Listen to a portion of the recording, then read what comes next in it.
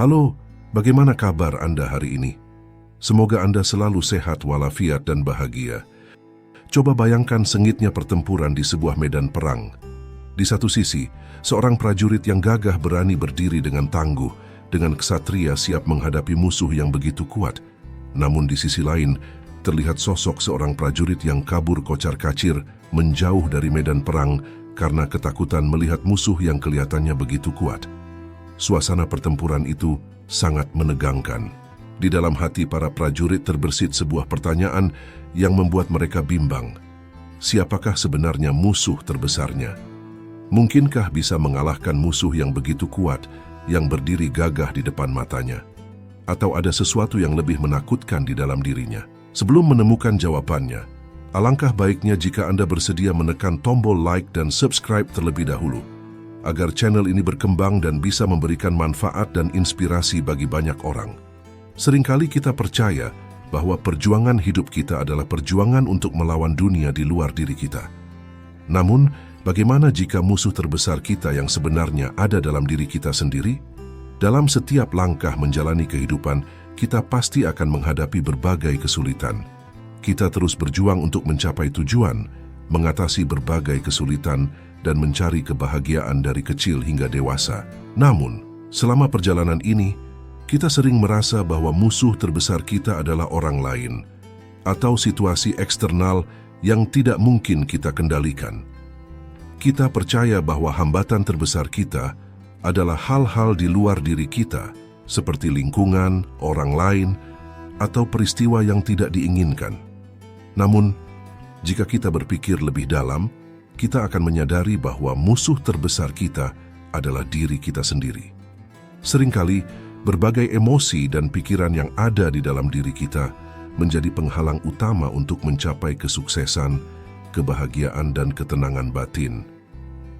Seringkali, rasa takut, marah, diri, dan putus asa menjadi musuh tersembunyi yang terus-menerus merusak kedamaian kita.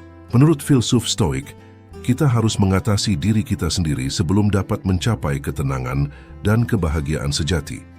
Kita juga harus mampu mengendalikan pikiran dan emosi kita, serta belajar untuk merespons kehidupan dengan kebijaksanaan dan ketenangan. Mereka percaya bahwa kebahagiaan sejati bergantung pada cara kita melihat dan menanggapi situasi, bukan faktor eksternal.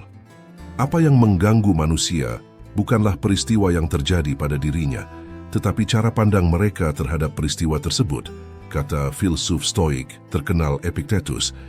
Pernyataan ini menggarisbawahi prinsip dasar Stoicism bahwa semua penderitaan kita berasal dari cara kita melihat dan menafsirkan situasi di sekitar kita. Bukan peristiwa itu sendiri yang menyebabkan penderitaan, tetapi bagaimana kita menangani dan memahami peristiwa itu. Kita memiliki kemampuan untuk mengubah perspektif kita tentang diri kita sendiri dan dunia luar. Kita dapat mengatasi musuh terbesar kita, diri kita sendiri, dengan melatih pikiran kita untuk melihat segala sesuatu dengan cara yang tenang dan bijaksana. Untuk memulai perjalanan ini, kita harus mengenali dan memahami diri kita sendiri. Kemudian, mari kita lanjutkan dengan membahas pentingnya mengendalikan emosi dan kesadaran diri sebagai cara untuk mencapai ketenangan batin dan mengatasi diri sendiri. Kita sering terjebak dalam rutinitas sehari-hari tanpa menyadari identitas kita atau perasaan kita. Kita kehilangan kesadaran tentang emosi kita saat kita menjalani hidup yang penuh dengan distraksi. Namun, mengenali diri sendiri dan emosi kita adalah langkah pertama yang sangat penting untuk mencapai kebahagiaan dan ketenangan batin. Kesadaran diri adalah kemampuan untuk memahami apa yang kita lakukan, pikirkan, dan rasakan. Kita dapat menemukan sumber kegelisahan, ketakutan, atau kemarahan kita dengan mengidentifikasi emosi yang muncul. Kita seperti kapal yang terombang-ambing oleh emosi yang tidak terkendali jika kita tidak sadar diri. Emosi yang merusak, seperti kemarahan, iri hati, dan kecemasan, dapat menghalangi kita dari kebahagiaan sejati. Ketika emosi-emosi ini menguasai kita, pikiran kita menjadi kabur, dan kita kehilangan kemampuan untuk berpikir logis. Emosi negatif juga memengaruhi keputusan kita. yang membuat kita bertindak impulsif dan seringkali memperburuk keadaan. Salah satu contohnya adalah ketika kita iri terhadap kesuksesan orang lain, kita dapat menjadi tidak bahagia dengan diri kita sendiri dan merasa tidak puas dengan apa yang kita capai. Akibatnya, kita terjebak dalam lingkaran negatif yang merusak kebahagiaan kita sendiri. Jika seseorang tidak tahu kemana dia berlayar, tidak ada angin yang menguntungkan, kata filsuf Stoik. Kutipan ini menunjukkan betapa pentingnya memiliki kesadaran dan tujuan dalam hidup. Tanpa memahami diri kita sendiri dan emosi kita tidak akan pernah tahu kemana kita ingin pergi dan segala usaha yang kita lakukan akan sia-sia. Belajar mengendalikan diri adalah langkah berikutnya setelah mengenali diri dan emosi kita. Pengendalian diri adalah kemampuan untuk mengatur pikiran, perasaan, dan tindakan kita sehingga kita tidak terpengaruh oleh hal-hal di luar yang tidak dapat kita kontrol. Ini adalah prinsip utama Stoikisme. Pengendalian diri berarti memahami dan mengelola emosi kita dengan bijaksana daripada menahan atau mengabaikannya. Dengan memiliki pengendalian diri, kita dapat merespon situasi dengan tenang dan bijaksana dan tidak bertindak secara impulsif. Salah satu filsuf Stoik yang terkenal, Epictetus, adalah contoh ideal dari pengendalian diri yang luar biasa. Selama menjadi Buddha, Epictetus tidak pernah membiarkan keadaan luar mengontrol pemikirannya. Epictetus sering mengingatkan murid-muridnya untuk tidak terpengaruh oleh hal-hal luar seperti kekayaan, status, atau pendapat orang lain. Dia mengajarkan bahwa kebebasan sejati tergantung pada kemampuan kita untuk mengendalikan cara kita berpikir dan bertindak. Dia menekankan bahwa kebahagiaan dan ketenangan batin hanya dapat dicapai melalui pemahaman bahwa kita memiliki kekuatan atas pikiran kita sendiri dan kemampuan untuk mengendalikan diri. Anda memiliki kekuasaan atas pikiran Anda, bukan peristiwa luar.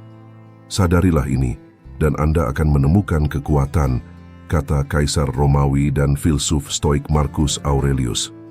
Pernyataan ini mengingatkan kita bahwa kekuatan sejati berasal dari dalam diri kita sendiri.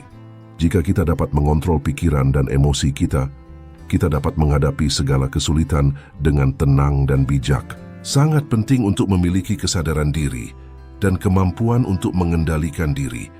Dengan memahami dan mengendalikan emosi kita dapat menghadapi hidup dengan lebih santai dan bijaksana.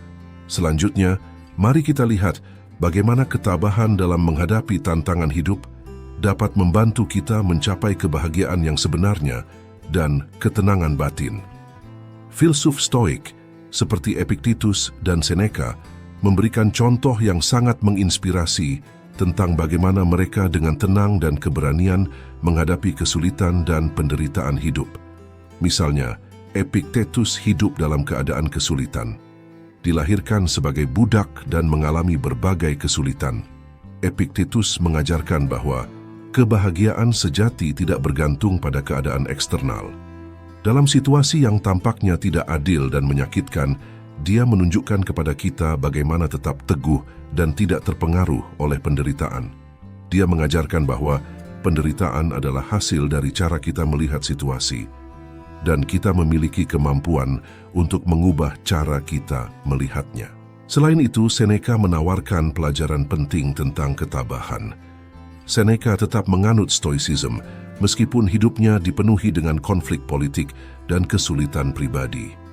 Dalam tulisannya, dia sering membahas cara menghadapi kesulitan dengan kepala tegak, menekankan bahwa meskipun kita tidak dapat mengendalikan apa yang terjadi di luar diri kita dapat mengendalikan bagaimana kita bertindak terhadap apa yang terjadi. Perjalanan hidup seorang Helen Keller adalah kisah ketabahan yang nyata. Dia kehilangan penglihatan dan pendengaran pada usia dini, tetapi dia tidak membiarkan keterbatasan fisiknya menghalanginya untuk berkembang dan bahagia. Keller belajar berbicara dan menulis dengan bantuan gurunya, Anne Sullivan. Akhirnya dia menjadi penulis dan pembicara terkenal yang menginspirasi jutaan orang. Ketika Keller menghadapi tantangan, dia menunjukkan bahwa tekad dan ketekunan dapat mengubah kesulitan menjadi kesempatan untuk berkembang dan berkembang. Bahkan dalam situasi yang paling sulit sekalipun. Begitu juga dengan Nelson Mandela yang dipenjara selama 27 tahun karena menentang apartheid di Afrika Selatan. Nelson Mandela menggunakan waktunya di penjara untuk merenungkan dan memperkuat tekadnya daripada membiarkan kemarahan dan kebencian merusak dirinya. Setelah dibebaskan, dia memimpin negaranya menuju perdamaian dan rekonsiliasi, menunjukkan kepada dunia bahwa ketabahan dalam menghadapi kesulitan dapat menghasilkan perubahan besar. Tidak hanya situasi ekstrem seperti perang atau penjara yang membutuhkan ketabahan untuk menghadapi penderitaan, tetapi kita juga diuji dalam kehidupan sehari-hari karena kehilangan orang yang kita cintai, kegagalan dalam karir, atau masalah kesehatan. Kita dapat menghadapinya dengan tenang dan rasional dengan menumbuhkan ketabahan dalam diri kita. Kita harus belajar untuk melihat tantangan sebagai peluang untuk berkembang, bukan hambatan yang menghancurkan kita. Selain itu, ketabahan mengajarkan kita untuk bersabar. Seringkali kita ingin mengatasinya segera ketika kita menghadapi masalah. Namun, hidup memberi kita pelajaran bahwa tidak semua masalah dapat diselesaikan dengan cepat. Saat-saat tertentu di mana kita perlu belajar untuk bersabar dan membiarkan luka menyembuhkan sendiri. Ketabahan adalah kemampuan untuk mengatasi kesulitan dan bangkit dari kegagalan. Hidup ini penuh dengan pasang surut dan tidak ada yang berjalan seperti yang diharapkan. Namun, dengan ketabahan, kita dapat belajar dari kesalahan kita, menjadi lebih kuat, dan melanjutkan hidup dengan tekad yang lebih besar. Kita dapat menghadapi musuh terbesar kita, diri kita sendiri, dengan belajar mengenali diri kita sendiri, mengendalikan emosi kita, dan menunjukkan ketabahan dalam menghadapi ujian hidup. Stoikisme menyatakan bahwa kebahagiaan sejati berasal dari dalam diri kita sendiri, yaitu kemampuan untuk mengendalikan pikiran dan emosi kita, serta kemampuan untuk menghadapi tantangan hidup dengan kebijaksanaan dan ketenangan. Ketika kita dapat mengatasi musuh kita dalam diri kita sendiri, kita akan menemukan kedamaian batin yang sebenarnya. Setelah itu, kita akan dapat dengan lebih tenang dan bijaksana menghadapi dunia luar. Dan kita tidak lagi terpengaruh oleh keadaan luar yang tidak dapat kita kontrol. Pada akhirnya, pertempuran terbesar kita adalah melawan diri kita sendiri. Namun, dengan kesadaran diri, pengendalian diri, dan ketabahan, kita dapat mengalahkan musuh terbesar kita dan mencapai kebahagiaan yang sejati. Terima kasih sudah menonton video ini. Semoga menjadi inspirasi bagi Anda. Dan saya doakan semoga Anda selalu hidup bahagia. Dan buat Anda yang sudah like, komen, subscribe, dan share video ini, kami ucapkan terima kasih banyak. Sampai jumpa di video berikutnya.